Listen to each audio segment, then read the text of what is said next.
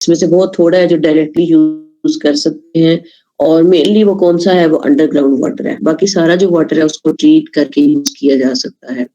Underground water जो होता है उसमें से भी कुछ वाटर सॉफ्ट वाटर होता है और कुछ वाटर हार्ड वाटर होता है। कुछ एरियाज का वाटर आपने देखा होगा वो हार्ड वाटर होता है। हार्ड वाटर किसी एरिया का है जहां आप रहते हैं, या कभी आपने ट्रेवल किया हो और आपने फील किया हो कि ये हार्ड वाटर है?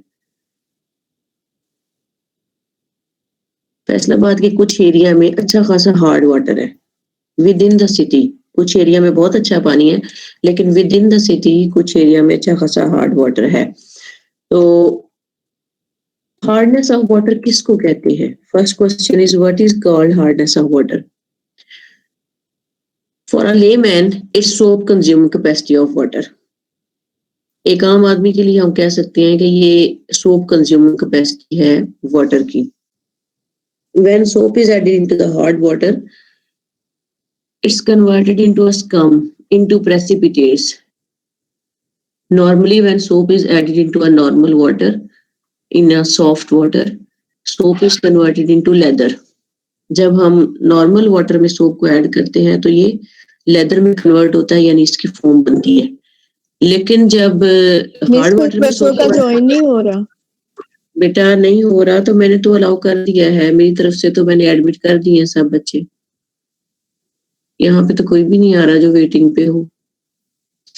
Okay miss. अगर नहीं हो रहा तो वो रीस्टार्ट करके देखिए अपने सिस्टम को। अच्छा, नॉर्मली जब सोप ऐड करते हैं वाटर में तो क्या होता है, फोम बनती है, झाग बनती है, जिसको लेदर कहते हैं। लेकिन हार्ड वाटर में जब सोप ऐड करते हैं तो क्या होता है, soap is converted into precipitates. Soap insoluble precipitates में कन्वर्ट हो जाता है, जिसको स्कम कहते हैं। लेदर नहीं बनती। क्या बनती ही नहीं है या कभी बन जाती है? हाँ, कभी बन जाती है। कब बनती है? जब सारी की सारी हार्डनेस खत्म हो जाती है उस वाटर की, सोप ऐड करते चले जाते हैं करते चले जाते हैं, सारी की सारी हार्डनेस खत्म हो जाती है, तो फिर उसकी लेदर बन जाती है। यानी कि सोप कंज्यूम होता है ऐसे वाटर में ज्यादा। नॉर्मल वाटर में थोड़े से सोप से ही लेदर बन जाएगी, लेकिन ज्यादा लेकिन हार्ड वाटर में ज्यादा सोप ऐड करना पड़ेगा। ठीक है। So soap consuming capacity of water is higher, ज्यादा होती है। केमिकली हार्डनेस को कैसे डिफाइन करते हैं? Chemically, water that contains salts of calcium and magnesium is called hard water. ऐसा पानी जिसमें कैल्शियम और मैग्नीशियम के साल्ट्स होते हैं उसको हार्ड वाटर कहते हैं। कौन से साल्ट्स होते हैं? These are calcium chloride, calcium sulfate, calcium bicarbonate, magnesium chloride, magnesium sulfate, and magnesium bicarbonate. Mainly these are bicarbonates, chlorides, and sulfates.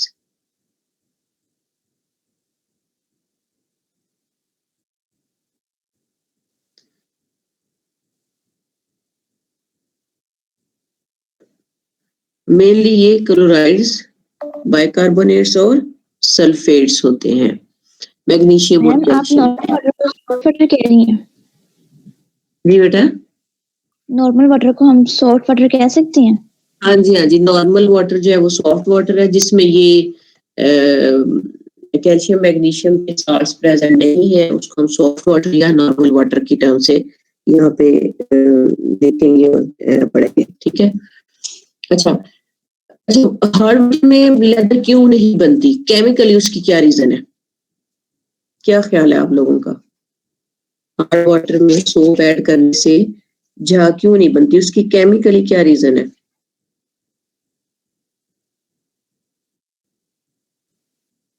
आपको पता है सोप का स्ट्रक्चर क्या होता है?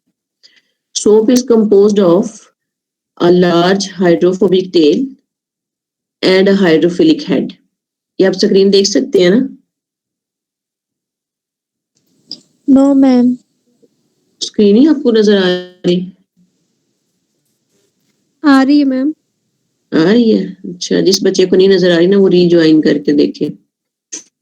अच्छा, जो बच्चे स्क्रीन देख सकते हैं वो देखें, यहाँ पे ये लेफ्ट साइड पे एक पिक्चर है, इसमें येलो कलर की टेल्स हैं और ग्रीन कलर के हेड्स हैं। These tails are hydrophobic. ये हाइड्रोफोबिक चेन्स होती हैं जिसमें कार्बन नंबर हायर होता है, मीन्स 20 और अबव 20, 18, 20 एंड अबव 20। और ये जो ग्रीन कलर का बना हुआ स्ट्रक्चर, ये हेड है जो कि हाइड्रोफिलिक होता है। Hydrophilic mean it has some charge, ये पॉजिटिव या नेगेटिव चार्जेस रखता होता है, इस वजह से ये हाइड्रोफिलिक होता है। Normally when soap is added into the water, soap molecules are arranged in the form of micelles। ये एक माइसेल बना हुआ है जो आपको स्क्रीन पे नजर आ रहा है। जो इनकी हाइड्रोफोबिक टेल्स होती है ये एक दूसरे की तरफ अरेंज हो जाती हैं क्योंकि हाइड्रोफोबिक इंटरेक्शन होती है। और जो इनके हाइड्रोफिलिक हेड्स होते हैं they are oriented towards water molecules, ये बाहर की तरफ उस माइसेल के वाटर मॉलिक्यूल की तरफ अरेंज हो जाते हैं। अच्छा, अब क्या होता है कि जो ग्रीस या डर्ट पार्टिकल्स होते हैं जिनको रिमूव करना होता है सरफेस से, वो हाइड्रोफोबिक टेल्स के बीच में सेंटर में आ जाते हैं। जैसे यहाँ पे आप देख सकते हैं ये जो ब्लैक एरिया है ना, this black area is representing oil particle. Hydrophobic tails of soap molecules are oriented towards this oil droplet। ये हाइड्रोफोबिक जो है ये ऑयल ड्रॉपलेट की तरफ ओरिएंट हो गई हैं, and hydrophilic heads are oriented towards outer side towards water molecules. ये एक स्ट्रक्चर बन जाता है, self assemble structure, this is called micelle. ये माइसेल्स बन जाते हैं सोप के विद इन द वाटर। फिर जब वॉशिंग करते हैं, पानी को निकाल देते हैं, तो ये माइसेल्स डर्ट या ऑयल के ड्रॉपलेट्स को, पार्टिकल्स को लेके वहां से निकल जाते हैं। ठीक है, but this is the case in soft water, in normal water. What happens in hard water? On the right side you can see here are reactions. In the above reaction, this is a soap molecule, sodium stearate. Soaps क्या होते हैं? Soaps are sodium salts of fatty acids. Normally ऐसे ही define किया जाता है कि soaps जो होते हैं ये सोडियम साल्ट्स होते हैं फैटी एसिड्स के। अच्छा, अब ये देखिए ये सोडियम स्टीरेट है, ये एक सोप की एग्जांपल है। इसका हाइड्रोफोबिक एंड जो है उसमें तकरीबन 18 इसमें 18 कार्बन, ठीक है, और इसका जो हाइड्रोफिलिक एंड है उसमें सोडियम प्रेजेंट है। सोडियम क्या है? मोनोवेलेंट, ठीक है, Na+ सोडियम मोनोवेलेंट है। इस फॉर्म में अगर सोप का मॉलिक्यूल है यानी उसके साथ मोनोवेलेंट केटाइन लगा हुआ है तो soap can develop micelles within the water. अगर मोनोवेलेंट केटाइन अटैच है तो सोप माइसेल्स बना सकता है। लेकिन जब हार्ड वाटर में कैल्शियम या मैग्नीशियम प्रेजेंट होता है तो क्या होता है? जब सोप का मॉलिक्यूल वाटर में ऐड होता है, instantly sodium is replaced by calcium और मैग्नीशियम। अगर कैल्शियम और मैग्नीशियम वाटर में प्रेजेंट है तो वो सोडियम को रिप्लेस कर देते हैं। अच्छा, जब वो सोडियम को रिप्लेस करते हैं तो क्या होता है? अब ये देखें, ये जो सेकंड लाइन में है जिसके नीचे लिखा हुआ है इनसोल्युबल कैल्शियम स्टीरेट स्कम, तो ये स्कम डेवलप हो जाता है। स्कम क्यों डेवलप हो जाता है? क्योंकि कैल्शियम क्या है? दिस इज +2 केटाइन, ये मोनोवेलेंट नहीं है, ये डाइवेलेंट केटाइन है। तो डाइवेलेंट केटाइन जब सोप के साथ रिएक्ट करेगा तो ये एक नहीं बल्कि अपने साथ कितने मॉलिक्यूल्स को अटैच करेगा? 2 मॉलिक्यूल्स को अटैच करेगा। शायद मुझे फील हुआ कि कोई एडमिट होना चाहता है लेकिन ऐसा नहीं है। ठीक है, अच्छा, कैल्शियम जब सोप के साथ रिएक्ट करेगा या मैग्नीशियम, ये नीचे वाले रिएक्शन में देखें, या मैग्नीशियम जब रिएक्ट करेगा तो क्या होगा? They will attach 2 soap molecules with them. ये 2 सोप मॉलिक्यूल्स को अपने साथ अटैच करेंगे। यहाँ पे देखें ये कैल्शियम स्टीरेट जो बना है इसमें जो लॉन्ग हाइड्रोफोबिक चेन है ये ट्वाइस है। इसी तरह से यहाँ पर भी ये जो स्टीरेट चेन है नीचे मैग्नीशियम के साथ ये भी ट्वाइस है। तो जब सोप के 2 मॉलिक्यूल एक केटाइन के साथ अटैच होते हैं, this is insoluble form. Soap is soluble in the form of single molecule. जब तक ये चेन सिंगल है और इस चेन के एंड पे मोनोवेलेंट केटाइन है तो सोप सोल्युबल है। When this monovalent cation is replaced by divalent cation, calcium or magnesium, and 2 hydrophobic chains are connected with calcium or magnesium, this is insoluble molecule। ये insoluble molecule बन जाता है, ठीक है, और ये स्कम डेवलप होता जाएगा। और ये कब तक होता जाएगा? जब तक कि सारे के सारे कैल्शियम और मैग्नीशियम जो वाटर सैंपल में प्रेजेंट हैं दे आर नॉट कंज्यूम्ड, उस वक्त तक ये स्कम ही बनता जाएगा। When all of calcium and magnesium present in the water sample will be consumed with soap, then if we add the soap, soap will form micelles and it can form leather. अगर सारे के सारे calcium और magnesium इस्तेमाल हो जाते हैं, इसी तरह से स्कम बनता रहता है और हम सोप ऐड करते जाते हैं, तो एक पॉइंट आएगा जहां पर कैल्शियम और मैग्नीशियम जब नहीं मौजूद होंगे, वो इस्तेमाल हो चुके होंगे सारे, तो फिर जो हम सोप ऐड करेंगे तो वो लेदर बना सकता है. ठीक है. So this is the mechanism how scum is developed within the hard water. अब यहाँ पे ये एक क्वेश्चन है कि हम कहते हैं hardness of water is due to chloride, sulphates and bicarbonates of calcium and magnesium. यानी हम कंपाउंड्स बताते हैं कि इन कंपाउंड्स की वजह से हार्डनेस डेवलप होती है. लेकिन अगर आप मैकेनिज्म को देखते हैं तो आप क्या देखते हैं? Who is responsible for hardness, cations और एनाइंस? Cations are responsible. ठीक है. अगर ये कंपाउंड्स ना भी हो, कोई और भी कैल्शियम या मैग्नीशियम के कंपाउंड्स हो, तो वो भी हार्डनेस कर सकते हैं. यानी क्लोराइड्स ना हो, सल्फेट्स ना हो, बाइकार्बोनेट्स ना हो, कोई और कंपाउंड्स हो, नाइट्रेट्स हो, तो क्या वो भी हार्डनेस कर सकते हैं? कैल्शियम नाइट्रेट हो, मैग्नीशियम नाइट्रेट हो, वाटर में ऐड किया हो, तो water will be hard water. Yes ma'am. Yes it will be. ठीक है, ये हो सकता है क्योंकि मेन जो कल्प्रिट है वो क्या है? केटाइंस है, एनाइंस नहीं है. आगे जाके हम देखेंगे कि हम सिर्फ यही क्यों कहते हैं कि क्लोराइड, सल्फेट्स एंड बाइकार्बोनेट्स. ठीक है. अच्छा, दूसरा एक क्वेश्चन मैंने साइड पर लिखा हुआ है आपके लिए.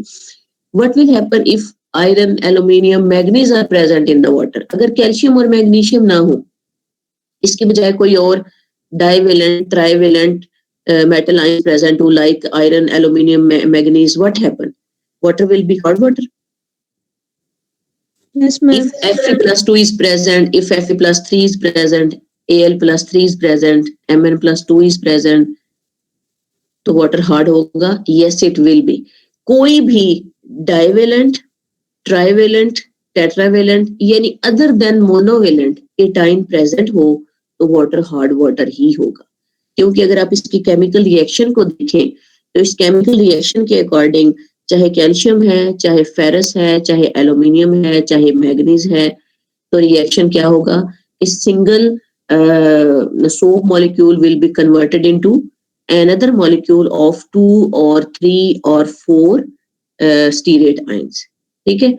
यहाँ पे अगर कैल्शियम की बजाय एल्यूमिनियम हो, Al+3 हो, तो Al+3 अपने साथ कितने सोप मॉलिक्यूल्स को एंगेज कर लेगा? 3 को एंगेज कर लेगा. बिल्कुल इसी तरह. तो फिर भी क्या होगा? स्कमी बनेगा, लेदर नहीं बनेगी. ठीक है. सो इट इज क्लियर कि कोई भी डाइवेलेंट, ट्राइवेलेंट ऑनवर्ड कोई भी केटाइन हो, it can cause hardness of. ठीक है. And main responsible ion is cation, not anion. चले. अच्छा, यहाँ पे आप देखें, can we drink hot water? एक क्वेश्चन माइंड में आता है कि क्या हम हार्ड वाटर को ड्रिंक कर सकते हैं? आप बताएं. जो बॉटल वाटर आप लेते हैं उसकी कुछ हार्डनेस होती है? कभी आपने देखा है? ये जो एक्वाफिना है, नेस्ले वगैरह है, मेंशन होता है ना उनके लेबल्स पे कि इसमें ये इतने इतने मिनरल्स प्रेजेंट हैं. जो हम वाटर ड्रिंक करते हैं, क्या वो सॉफ्ट वाटर होता है? उसको हम क्या नाम देते हैं? Mineral water. ये कहते हैं. Mineral water contains some amount of minerals. We can drink hard water, but up to some limit. अगर आप इस टेबल को देखें तो according to this table, if hardness is 0 to 60 ppm, water is called soft water. ठीक है. अगर 0 से 60 तक है तो हम उसको soft water ही कहते हैं. और ये ड्रिंक किया जा सकता है. ड्रिंक किया जा सकता है क्योंकि इसमें अगर इतने अमाउंट में कैल्शियम और मैग्नीशियम है तो ये मिनरल्स हमारी बॉडी को रिक्वायर्ड भी होते हैं. ठीक है. और ये रिक्वायरमेंट हम अपनी फूड से लेते हैं और उसमें एक जो है वो वाटर भी हो सकता है. लेकिन अगर हार्डनेस मॉडरेटली हार्ड है, यानी 61 to 120 है तो मॉडरेटली हार्ड है. अगर 121 to 180 है तो हार्ड है. और अगर अबव 180 है तो वेरी हार्ड है. तो सॉफ्ट वाटर तो हम नॉर्मली रेगुलर ड्रिंक कर सकते हैं.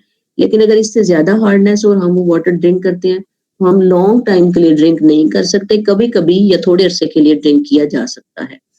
अगर ज्यादा अरसे के लिए ड्रिंक करें तो क्या होगा?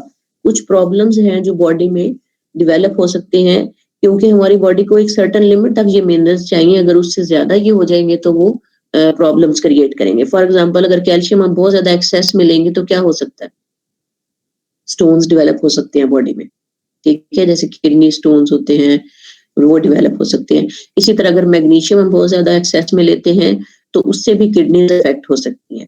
तो डिफरेंट टाइप्स के प्रॉब्लम्स हैं जो बॉडी में डेवलप हो सकते हैं if we are drinking hard water continuously, but if we are drinking oftenly, कभी कभी लेते हैं, then it's not a problem, ठीक है। And normally we have a small amount of calcium और magnesium in our drinking water. अब ये यहाँ पे देखें, ये है सोर्सेज ऑफ हार्डनेस। ये हार्डनेस कहाँ से आती है वाटर में, और यहीं पे उस सवाल का जवाब है कि why we are defining only chlorides, sulphates and bicarbonates, ठीक है।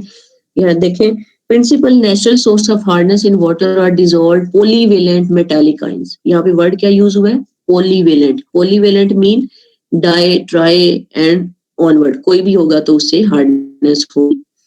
And these are coming from sedimentary rocks, seepage and runoff from soil. कहाँ से आते हैं ये सारे के सारे आयंस, ये कंपाउंड सेडिमेंट्री रॉक्स में से आते हैं। अगर कोई अंडरग्राउंड रिजर्वॉयर है और उसमें कहीं से सीपेज हो रही है ऊपर अर्थ क्रस्ट है, तो वो सीपेज के साथ साथ भी ये आते हैं। वाटर अगर रन ऑफ होता है यानी सरफेस पे पानी बहता है, एक जगह से दूसरी जगह जाता है, तो वो जो ट्रेवलिंग करता है उस दौरान भी वाटर में कंपाउंड्स वाटर के अर्थ की सरफेस से डिसॉल्व होते चले जाते हैं। इन सारी डिसोल्यूशंस की वजह से हार्डनेस डेवलप होती है। अच्छा, अब सेकंड पॉइंट देखिए, calcium and magnesium the two principal ions are present in many sedimentary rocks, the most common being limestone and chalk. असल में हम कैल्शियम और मैग्नीशियम के ही कंपाउंड्स को क्यों कहते हैं कि ये होते हैं, इसलिए कि these are the two principal ions which are abundantly present on the earth crust and they are easily soluble in the water. Limestone और चॉक वगैरह के फॉर्म में ये प्रेजेंट है और ये इजीली डिसॉल्व हो जाते हैं जब वाटर रन ऑफ हो रहा होता है या सीपेज वगैरह हो रही होती है, और ये सेडिमेंट्री रॉक्स में एक्सेस में प्रेजेंट है, ठीक है। इसलिए हम कैल्शियम और मैग्नीशियम का ही नाम लेते हैं, बाकी पॉलीवेलेंट मेटालिक आयंस का नाम नहीं लेते, जैसे आयरन वगैरह उनको हम डिफाइन नहीं करते, although they are present and they can cause hardness, but mainly calcium and magnesium excess में होते हैं और यही हार्डनेस काज कर रहे थे, इसलिए हम डेफिनेशन में इन्हीं को डालते हैं। अच्छा, अब इनके हम क्लोराइड, सल्फेट्स और बाइकार्बोनेट्स को क्यों डालते हैं, because these are the main compounds which are present in the earth crust and these are easily soluble in the water. जब पानी रन ऑफ हो रहा होता है या सीपेज वगैरह हो रही होती है, तो यही तीन कंपाउंड्स हैं, कैल्शियम और मैग्नीशियम के क्लोराइड्स, बाइकार्बोनेट्स और सल्फेट्स, जो एक्सेस में प्रेजेंट हैं and they are easily soluble in the water. तो फिर हम इन तीनों को ही केमिकली जब हार्डनेस को डिफाइन करते हैं तो डिफाइन करते हैं, ठीक है। तो इसी तरह से लास्ट पॉइंट देखें, a minor contribution to the total water is also made by other polyvalent ions such as aluminum, barium, magnesium, zinc, ये भी कंट्रीब्यूट करते हैं but they are not included in the definition. हाँ जी, किसी ने कुछ कहा बेटा? मैम स्क्रीन शेयर सब बच्चों को स्क्रीन शेयर नहीं हो रही? हो रही है मैम। हो रही है, फिर बेटा जिसकी नहीं हो रही ना वो प्लीज रीज्वाइन करें। और वैसे हाँ, आज के लेक्चर के ऑलमोस्ट हम एंड की तरफ ही जा रहे हैं। अच्छा, सोर्सेज ऑफ हार्डनेस मैंने आपको बताया, ये बात क्लियर होगी कि कहाँ से ये कंपाउंड्स आते हैं, अर्थ क्रस्ट से आते हैं, ठीक है। सेडिमेंट्री रॉक्स में प्रेजेंट हैं, वहां से पानी जब गुजरता है, रन ऑफ होता है या वहां स्टोरेज होती है या सीपेज होती है, तो ये कंपाउंड्स पानी में ऐड हो जाते हैं। अच्छा, hardness of water can be expressed in different ways. Hardness of water is normally expressed in the form of total hardness। जब हार्डनेस कहा जाता है कि इस वाटर की हार्डनेस इतनी है, यानी इसकी इस वाटर सैंपल की हार्डनेस 200 है या 150 है, तो में ये टोटल हार्डनेस बताई जा रही होती है, ठीक है। टोटल हार्डनेस को जब मेजर करते हैं तो हम उसको किसी एक तरीके से पूरी तरह मेजर नहीं कर सकते, सिंगल स्टेप में, मल्टीपल स्टेप्स में उसको डिफरेंट वेज में मेजर करना पड़ता है, क्योंकि ये डिफरेंट कंपाउंड की वजह से है, ठीक है। तो इसको एक्सप्रेस भी इस तरह से किया जा सकता है कि total hardness is equal to calcium hardness plus magnesium hardness. Calcium hardness mean hardness due to compounds of calcium like calcium chloride, calcium sulphate and calcium bicarbonate. Magnesium hardness is due to compounds of magnesium, magnesium chloride, magnesium sulphate and magnesium bicarbonate, ठीक है। Another way is Total hardness is equal to carbonate hardness and non-carbonate hardness. Carbonate hardness mean hardness due to bicarbonates of calcium and magnesium. ठीक है, carbonate hardness उसको कहते हैं जो calcium और magnesium के बाइकार्बोनेट्स की वजह से है, और नॉन कार्बोनेट हार्डनेस उसको कहते हैं जो कैल्शियम और मैग्नीशियम के क्लोराइड्स और सल्फेट्स की वजह से है. ठीक है, so these are different ways to express the hardness. However, sorry, in general, hardness is the term used to express total hardness. Total hardness ही होती है, लेकिन हम उसके लिए जो टर्म यूज कर रहे होते हैं वो हार्डनेस होती है. लेकिन जब आप प्रैक्टिकली एस्टिमेट करते हैं तो फिर इसको पार्ट्स में करना पड़ता है, यानी कार्बोनेट हार्डनेस को अलग मेजर किया जाता है, नॉन कार्बोनेट हार्डनेस को अलग मेजर किया जाता है, फिर इन दोनों को एड अप करके टोटल हार्डनेस निकलती है. ठीक है, अच्छा, type of hardness. Types of hardness आप इनसे पहले भी अवेयर होंगे, टाइप्स ऑफ हार्डनेस कौन कौन सी है. तो टाइप्स ऑफ हार्डनेस टेम्परेरी है और दूसरी कौन सी है, परमानेंट है. तो water hardness that is caused by bicarbonates of calcium and magnesium is known as temporary. इसको हम टेम्परेरी कहते हैं जो बाइकार्बोनेट्स की वजह से है. Why it is temporary? Because it can be remove just by boiling. अगर वाटर को बॉयल कर लो तो ये रिमूव हो जाएगी. क्यों रिमूव हो जाती है? क्योंकि बॉइलिंग में क्या होता है, calcium and magnesium bicarbonates are decomposed by boiling. When they are decomposed, they are converted into calcium carbonate or magnesium carbonate precipitates along with water molecule and carbon dioxide. Carbon dioxide जब boil कर रहे होते हैं तो वो निकल जाती है गैस की फॉर्म में, और जो कार्बोनेट्स हैं वो सेटल डाउन हो जाते हैं in the form of precipitates and we can obtain soft water. ठीक है, this is called temporary hardness. Permanent hardness is due to colloids and sulfates of calcium and magnesium. Why it is called permanent? Because it cannot be removed by boiling. इसको सिर्फ boiling से खत्म नहीं किया जा सकता, इसके लिए स्पेशल ट्रीटमेंट्स रिक्वायर्ड होती हैं और वो हम आगे जाके पढ़ेंगे इंशाल्लाह. अच्छा, next, how we can express hardness. Hardness को एक्सप्रेस कैसे किया जा सकता है? क्या ये किलोग्राम्स में एक्सप्रेस की जाती है, क्या ये मिलीग्राम्स में एक्सप्रेस की जाती है, कैसे एक्सप्रेस किया जाता है? एक्सप्रेस करने के लिए बहुत सारे मेथड्स हैं हार्डनेस के. कुछ लोकल मेथड्स हैं, कुछ इंटरनेशनल मेथड्स हैं. these three are most common methods and mostly used methods. ये तीन हैं जो ज्यादा यूज किए जाते हैं. फर्स्ट इज ग्रेन्स पर गैलन. ये पुराने इंग्लिश सिस्टम बेस पे यूनिट डेवलप किया गया है जिसपे वेट्स को यूज किया जाता है, और हमारे यहाँ इसको नहीं यूज किया जाता. हम यूज करते हैं नीचे वाले दो, यानी पार्ट्स पर मिलियन या मिलीग्राम्स पर लीटर. पार्ट्स पर मिलियन क्या है? ppm. It is a weight to weight ratio where 1 gram of calcium is present in 1 million grams of water. Parts per million weight to weight ratio है. Milligram per liter is also a similar ratio, but here ratio is weight to volume. यहाँ पे weight to volume ratio है, यानी milligram of calcium is present in 1 liter of water. 1 milligram of calcium is present in 1 liter of water.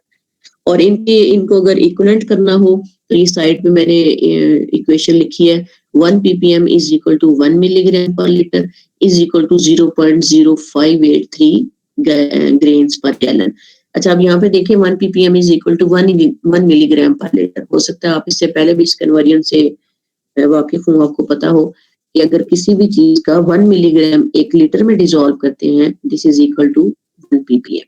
ठीक है, so we can use 1 ppm or 1 milligram per liter. Both of these are equivalent and mostly 1 ppm is used. देखिए जी, लगता है कि कोई और भी शायद एडमिट होना चाहता है. ठीक है, अच्छा चलें जी बच्चों, आज हम इतना ही करते हैं. इससे आगे इंशाल्लाह ताला एस्टिमेशन ऑफ वाटर हार्डनेस हम नेक्स्ट टाइम स्टार्ट करेंगे. तो आज हमने क्या किया इसकी एक समरी देखें. we have started with the contents and then we started the topic of water hardness. हमने water hardness के चैप्टर को स्टार्ट किया. उसमें सबसे पहले देखा था कि वाटर रिसोर्सेज कौन कौन से हैं, देन हार्डनेस ऑफ वाटर को कैसे डिफाइन करते हैं, mechanism of water hardness chemically होती क्या है, उसके पीछे मैकेनिज्म क्या है, केमिकल रिएक्शन क्या है. Then we have seen a table according to this water can be categorized into different categories depending upon the hardness of water. Then sources of hardness, from where this hardness is coming, how we can express the water hardness, and types of water hardness. Last one was units of hardness. यहाँ तक आज हमने देखा. इंशाल्लाह ताला मैं आपके साथ ये लेक्चर शेयर भी कर दूंगी, इसकी स्लाइड्स भी और इसका ये जो रिकॉर्डिंग हुई है ये भी. तो जो एस्टिमेशन ऑफ वाटर हार्डनेस है ये इंशाल्लाह ताला हम नेक्स्ट टाइम करेंगे. ठीक है. नेक्स्ट टाइम भी मेरा ख्याल है आपकी क्लास ऐसे ही होगी, क्योंकि अभी ये कम फरवरी से आप लोग आएंगे ना, तो अभी 1 वीक बाकी है जिसमें आपकी क्लास ऐसे ही होगी इंशाल्लाह ताला. ठीक है. Thank you so much.